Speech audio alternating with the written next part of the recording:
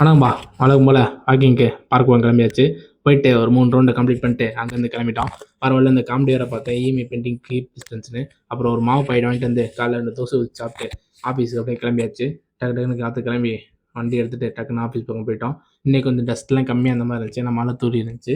அவர் ஆஃபீஸ்க்கு டக்குன்னு போயிட்டு பக்கத்தில் போய் உட்காந்தா அந்த கம்பி சுற்றிட்டே இருந்துச்சா, சூப்பராக இருந்துச்சு இந்த க்ரெயின். அவரை சும்மா வீடியோவில் ஃபேஸ் தான் பார்த்தா, வேறு எதுவும் இல்லை. ஜிப்பில் வேறு ப்ராப்ளம் ஆகி போச்சுப்பா, பேக்ஸ் இப்போ சொன்னேன்.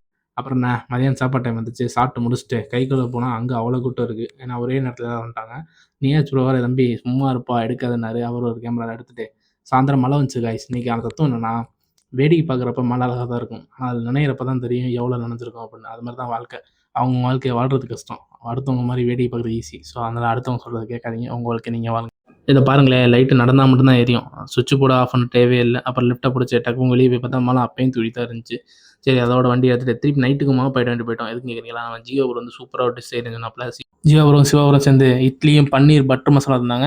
சும்மா சொல்லக்கூடாது, ஜி வேற லெவலில் இருந்துச்சு. அப்படி இருந்துச்சுங்க டிஷ்ஷு. அப்புறம் நாங்கள் எல்லாம் சேர்ந்து 2 நாள் கழிச்சு எல்லா ப்ரோஸும் சேர்ந்து நைட் சாப்பாடு ரெண்டு ஒன்றா உட்காந்து சாப்பிட்டோம். அவ்வளோதான் நண்பர்களே, உருப்படியாக இருங்க, நாளைக்கு பார்க்கலாம்.